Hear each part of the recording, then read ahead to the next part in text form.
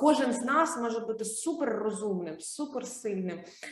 мати там суперрепутацію, там свої можливості, аудиторії, щось, але коли ми збираємося разом, да, в одному місці, ми набагато ефективніше. Тобто всі наші спроможності, всі наші можливості, вони помножуються на кількість людей в команді. Тому перше, що я б порадила, долучатися до роботи Ради громадського нагляду, тому що я переконана, що на сьогодні, от для мене зі всіх там майданчиків, да, де сьогодні там обговорюються, да, питання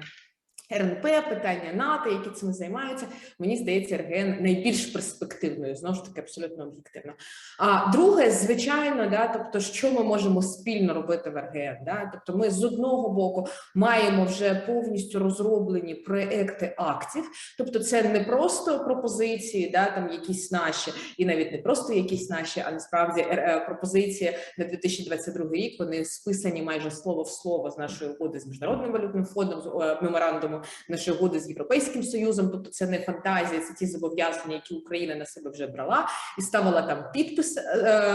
підтверджуючи, що вона їх готова виконати. У нас всі ці документи вже готові, тобто ми можемо прийти до влади з готовим пакетом документів, да, і сказати, що ми можемо з вами обговорювати вже не просто пункти, да, а у нас є пропозиції, давайте разом з ними над цим працювати. Наступне, звичайно, і це також РГН нам спрощує суттєво цей процес, ми маємо всіляко мотивувати владу, да, комунікаційно, щоб було створено певний майданчик, на якому будуть ці зміни опрацьовуватися і обговорюватися, і ми маємо обов'язково увійти до складу цього майданчику, причому, якщо, для прикладу, по антимонопольному напрямку, якщо в РГН буде працювати десяток експертів з різними поглядами, це також можливо і нормально, ми можемо війти, ми можемо дискутувати між собою, там приходити до компромісу, да, і виходити зі спільною позицією. Наступне, звичайно, дивитися повністю процес проходження цих проєктів нормативно-правових актів, тому що ми знаємо, що до другого читання або до голосування в залі будь-який проєкт може змінитися до невпізнаваності, навіть на стадії літредактора, іноді з нормативно-правовими актами трапляються дива.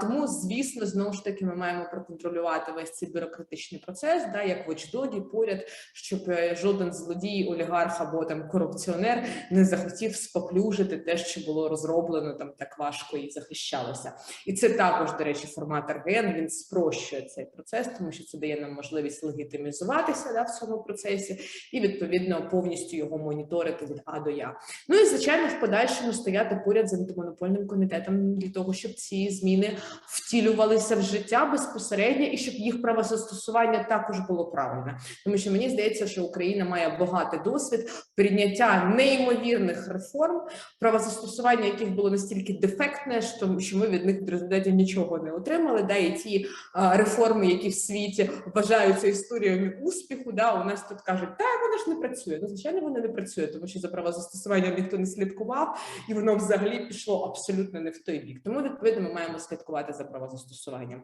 І, звичайно, готуватися далі до 2023 року, тому що в нас є плани і погляди вже і на 2023 також, тому я думаю, що